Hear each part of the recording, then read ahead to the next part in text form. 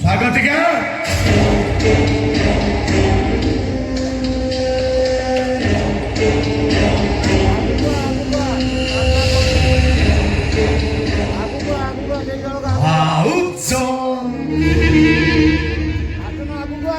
भाउज नमस्कार no reaction बुझिले भाउज मु तुम एकमात्र अलिअलि नणंद स्वागतिकार स्वामी ज्योतिर्विद शिवानंद सामंत पठाणी सामंत नातीर नाती कथा कौन भाउज तुम बाहागर बेले मु ओडिसा रे नथिली कोन करबी कहलो सब बेले मोर दुबई रे काम जेतोला जी प्रथम थर घर को आसी सला भाउज किछि दबा कथा कि नहीं अच्छा मोरे फूल तोड़ा नहीं आसी एटा को नहीं खुशी जा भाउज ने निया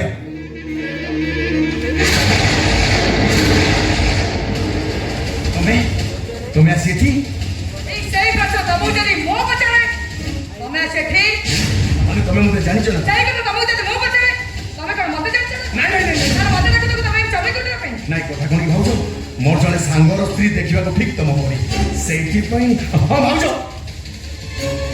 अनेक दिन पर मु घर को आसी स्वागत के मते अपेक्षा करछि मु आगो जाई ता सହିତ टिक उठाई जाई तापर तम से तुम से ढेर सारा कथा आबे भाउज मु आसी भाउज मु आसी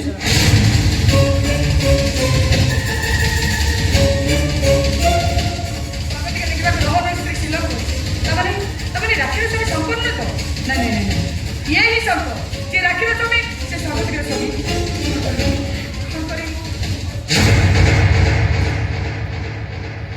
मु जहाँ पचारि मत सब सत कथा कह ठीक ठीक प्रश्न उत्तर देव पचारंत बाबा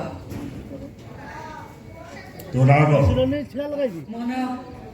मोना दीपिका राजेश्वरी कहला दीटा जगह ना मोरी ना दीटा स्वामी केतेटा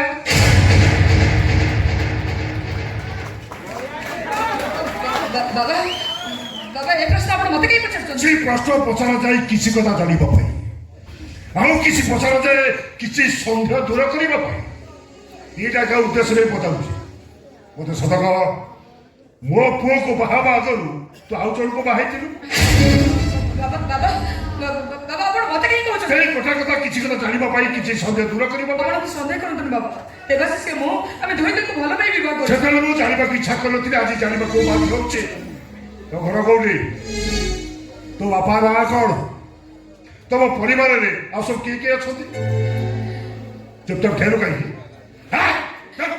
तो घर चाहते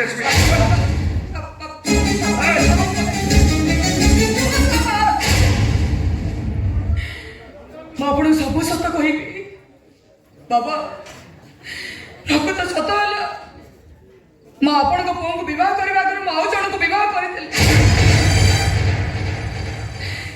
संगे संसार करनी सत हेले माँ कटक चंडी साक्षी रखी मो हाथ सिंदूर पिंधि कि दिल्ली आईएस कोचिंग नौता बेले कि देवाशीष टाइम मोर भेट होता मो बोली जाइए मो प्रथम स्वामी कथा भांगी जाइए नाम शंख पछे जाइए नाम सिंदूर मोर पुअर पिंधि शंखा को भांगी दे मथार सिंदूर पछी दे तो प्रथम स्वयं को पड़े जा ए तू तीन कहवा भितर दौड़ दौड़ गेट बाहर पड़ जाइए एक दुई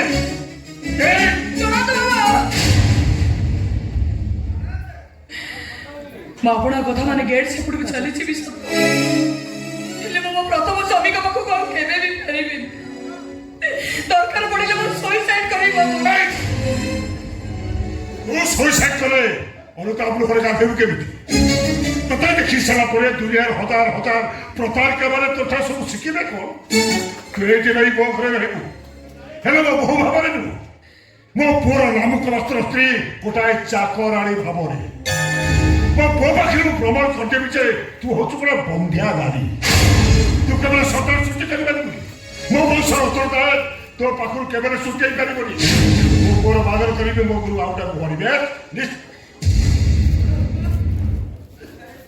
और तमरा आज ठानु तुम तुलसी चौरा छुई पारिबे तो ठाकुर घर बसि पारिबुनी तो परिवार मंगल सूत्र केबे विधि पारिबुनी कारण तोर गोटाए परिचय तू होचु गोटाए चाकराणी चाहिए सही आओ बाबा सही आओ ତୁ ମନେ ମନେ ଭାବୁଥିବ ମୁଁ ଗୋଟେ ଆଇଏଏସ୍ ଚାକର କାମ କରିବି।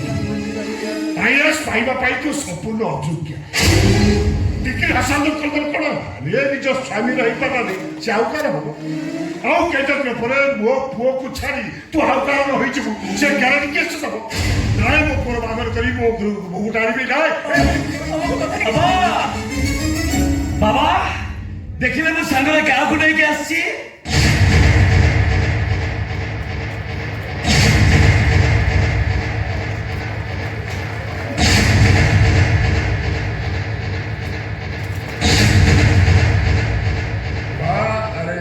ଅନ୍ଧୁଡ଼ି ନା କଣ କି? ହଁ ବାବା ଏ ଅନ୍ଧୁଣି। ମୁଁ କଟକ ଯାଇଥିଲି ସେନ୍ସଲେସ୍ ହେଇ ମୋ ଗାଡ଼ି ସାମ୍ନାରେ ପଡ଼ିଗଲେ। ମୁଁ ତ ହସ୍ପିଟାଲରେ ଟ୍ରିଟମେଣ୍ଟ କରି ଆମ ଘରକୁ ନେଇ ଆସିଲି। ଆଉ ଏଇଥିପାଇଁ ନେଇ ଆସିଛି ଯେ ବାବା ଟିକେ ଭଲ କରି ଦେଖିଲେ ମରିଯାଇଥିବା ମୋ ଦିଦିଙ୍କ ଚେହେରା ସହିତ ଆଙ୍କ ଚେହେରାଟି ମିଶି ଯାଉନି? ମୋ ବଡ଼ ଝିଅର ଚେହେରା ସହିତ ଏ ଝିଅର ଚେହେରା ଟିକେ ସାମଞ୍ଜସ୍ୟ ରହୁଛି। ଠିକ ଅଛି ତାକୁ ବଡ଼ ବୋଉ ଆସନ ବସି ଯେତେବେଳେ ଆମ ଘରକୁ ନେଇ ଆସିଛୁ ଆଜି ତାକୁ ଝିଅର ମୋ ବଡ଼ ଝିଅ। ବାବୁ ଆରେ ଭାଇ ବାବୁ କଣ ଡାକୁଛୁ? ଦେବାର ବଡ଼ ଭଉଣୀ ମାନେ ମୋ ବଡ଼ ଝିଅ ମତେ ବାବା ବୋଲି ନା। ଦେଖ ଦିଦି ମୋ ବାବା ବି ତମେ ବାବା ବୋଲି ଡାକ। ବାବା ବୋଲି ନା।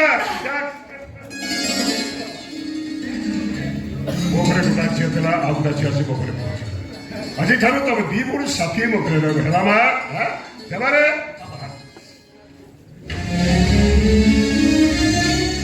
ହଁ ଦିଦି ତମେ ତ କିଛି ଦେଖିପାରୁନା ଏଇଠି ମୋ ସ୍ତ୍ରୀ ଦୀପିକା ଠିଆ ହେଇଛି। ଦେଖ ଦୀପିକା ମୋ ପାଖରେ ମୋ ଦିଦି ଠିଆ ହେଇଛନ୍ତି। ଆରେ ଏମିତି ନୀରବ ହେଇ ଠିଆ ହେଲ କାହିଁକି? ଆରେ ମୋ ଦିଦି ମାନେ ତମର ବି ଦିଦି। ଦିଦିଙ୍କୁ ପ୍ରଣାମ କର। ସେସବୁ କିଛି ଦରକାର ନାହିଁ। ନା ନା ଯାହାହେଲେ ବି ବଡ଼ ଭଉଣୀ ସମ୍ମାନ ଦେବା ଦରକାର। ପ୍ରଥମ ଦେଖାରେ ପ୍ରଣାମ କରିବା ଦରକାର।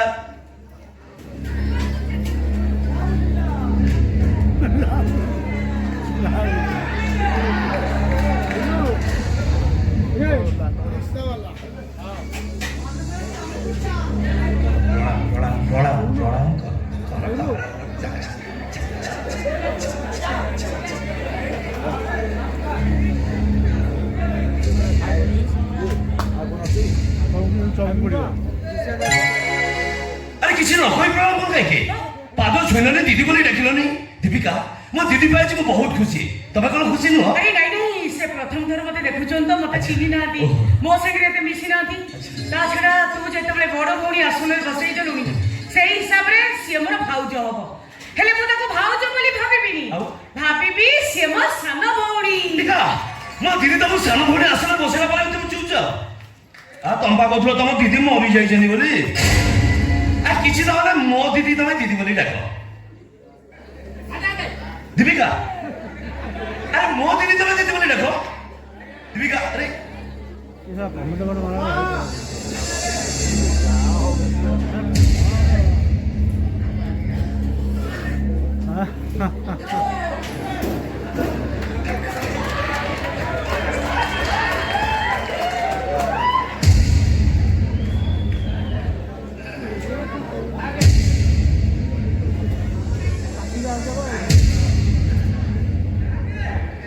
দিদি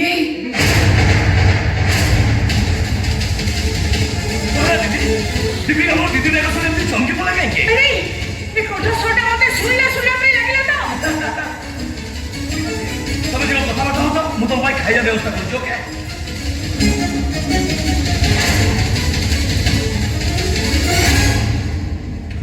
তু তাহলে এইটি আসি পৌঁছি যাইছ।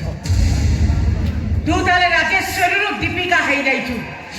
এ দেবাশিষ বাবুকে বাহা হয়ে সারিছু। হেলে দেবাশিষ বাবু তো অতীত জানি নাহাতি। রাজু রিক্সাওয়ালা সহিত তো সম্পর্ক বি বুঝি নাহাতি। তুমি কাহাও গড় কই যাউছ? কহুছি সে কারণ করি রাজেশ্বরী কো যাহা প্রতি শ্রদ্ধারে মু রোজি বলি রাখুছিলি। রোজি কে?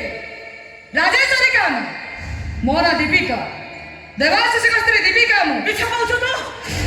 অন্ধুরি বলি মতে ঠকি দেওয়া কষ্ট না। মু ঠিক জানছি তু সে কারণ করি রাজেশ্বরী। আরে কহিলা সে রাজেশ্বরী কে মো তাকে চিহ্নে দেখি জানিনি। মো না দীপিকা।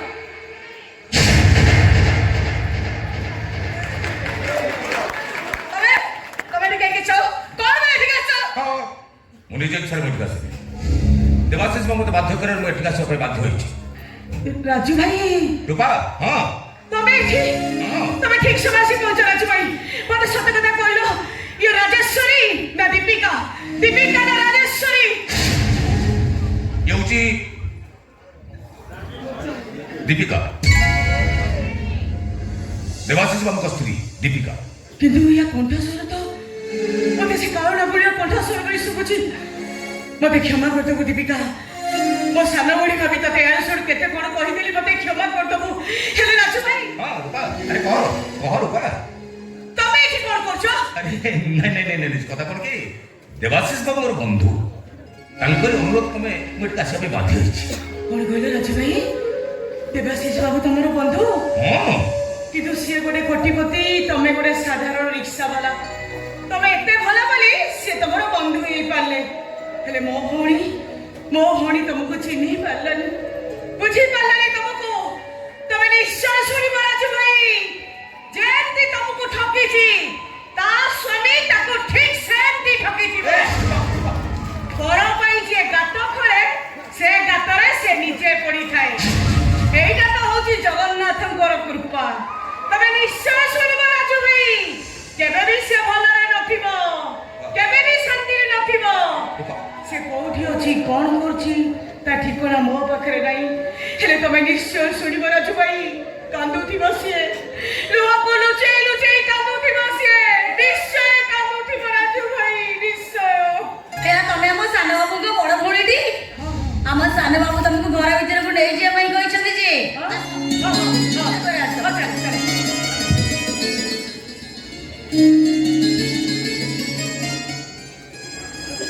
ୟା ପରେ ତମେ କହ, ମୁଁ ବଞ୍ଚିବି ନା ମରିବି, ଏ ଘର ରହିବି ନା ଏ ଘର ଛାଡ଼ି ଚାଲିଯିବି। ତମେ ଏଠି ପହଞ୍ଚିସାରିଲଣି, ମୋ ଦିଦି ବି ଏଠି ରହିସାରିଲାଣି। ଆଉ ଜଣକୁ ବାହା ହେଇଥିଲି ବୋଲି ମୋ ଶ୍ୱଶୁର ସବୁ ସତ କଥା ଜାଣି ସାରିଲଣି। ଆଉ କେବଳ ବାକି ରହିଲେ ମୋ ସ୍ୱାମୀ, ସେ ସବୁଦିନ ମତେ ତ ଜାଣିଯିବେ। ଆପଣ ସେମିତି କହୁଥିଲେ ବଡ଼ ମୁଁ ଆପଣ କିଛି ଭକ୍ତବିଧି ମୁଁ ଆପଣଙ୍କର ଭାଙ୍ଗି ଯାଇଥିବା ସଂସାରକୁ ମୁଁ ସଜା ଦେବି ବଡ଼ ମୁଁ ସଜା ଦେବି। ମୋ ସଂସାର କେବେ ବି ସଜାଡ଼ି ହବନି। ଠିକ ଅଛି, ମୋ ବାସ ରାତ୍ରି ମୋ ସ୍ୱାମୀ ତମକୁ ଆଣି ମୋ ପାଖରେ ପହଞ୍ଚେଇ ଦେଲେ। ଆଉ ତମେ ସେଠି ପହଞ୍ଚି ସାରିଲଣି। ତମେ ମୋ ସଂସାର ସଜାଡ଼ିବାକୁ ନୁହେଁ, ତମେ ମୋ ସଂସାର ଭାଙ୍ଗି ଦେବାକୁ ଆସିଛ। କିନ୍ତୁ ଗୋଟାଏ କଥା ମନେ ରଖ ରାଜୁ ଦାସ, ଏ ରାଜେଶ୍ୱରରେ ସବୁଟା ମଶାଣିଏ ପୋଡ଼ି ଜଳି ପାଉଁଶ ହେଇଯିବ ପଛେ ସିଏ ତମର କେବେ ବି ହବନି, କେବେ ବି ନୁହେଁ, କେବେ ବି ନୁହେଁ। ଭୁଲ କରୁଛୁ ରାଜେଶ୍ୱରୀ, ମୁଁ ତ ସଂସାରକୁ ସଜାଡ଼ିବାକୁ ଆସିଛି। ଏମିତି କାର୍ଯ୍ୟ କରିବି ଆଜି ନହେଲେ ବି କାଲି ତ ଶ୍ୱଶୁର କହିବେ ତୁ ତମ ସୁନା ନଖି ବୋହୁ, କାଲି ସକାଳ ତ ସ୍ୱାମୀ କହିବେ ତୁ ହିଁ ହଉଛୁ ତାଙ୍କର ସୁନା ନଖି ସ୍ତ୍ରୀ। ସବୁ ସ୍ତ୍ରୀ ଗୁଡାକ ସେଇଆ, କୁଆଡେ ଗୋଟେ ବାହାରିବ ସବୁବେଳେ ଡେରି। ଆରେ କୁଆଡେ ଗଲ? ଆସ, ଲେଟ୍ ହେଇଯାଉଛି ପୁରା।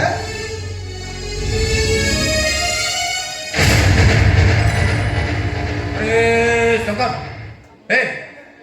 ଏ ଘର ଭିତରେ କଣ ତୁ ଏଠି କଣ କହୁଛୁ? ଆଜ୍ଞା ମତେ କିଛି କହୁଛନ୍ତି? ତତେ କହୁନି ଘର ଭିତରେ କିଏ ଅଛି କାହାକୁ କଣ କହୁଛୁ? ହେଲେ ଆପଣ ଶଙ୍କର ବୋଲି କାହାକୁ କହୁଛନ୍ତି? ତତେ କହୁଛି। ନାଇଁ ଆଜ୍ଞା, ମୁଁ ଶଙ୍କର ନୁହଁ, ମୁଁ ଶିବାନନ୍ଦ। ହଉ ଶିବାନନ୍ଦ ତୁ ଶିବାନନ୍ଦ? ହଁ ଚାଲାଇ ଖେଳିବାକୁ ଚେଷ୍ଟା କରୁଛୁ ଆଜି।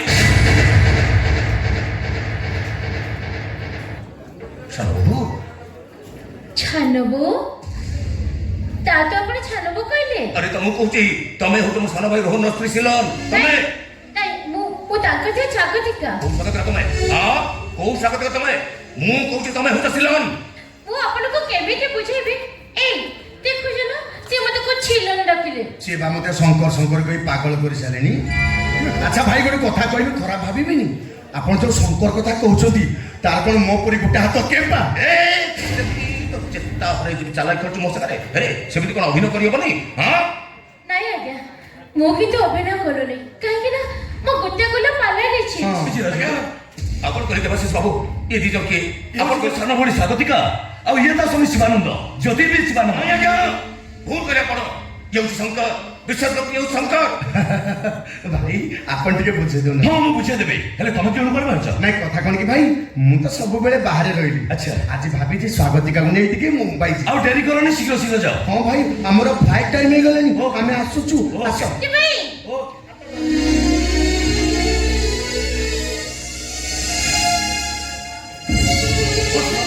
ମୋ ବାବାଙ୍କୁ ସବୁ କଥା କହିଦେଇଛି ଆଉ ବୁଝେଇ ଦେଇଛି ଆପଣ ମୋ ବନ୍ଧୁ। ଆଜ୍ଞା ଏଠି ଆପଣ ରହିବାରେ କିଛି ବି ଅସୁବିଧା ହବନି। ଆଜିଠୁ ସବୁଦିନ ପାଇଁ ଆପଣ ମୋ ଘରେ ରହିବେ। ଆସନ୍ତୁ ଆରେ ଆସନ୍ତୁ ନା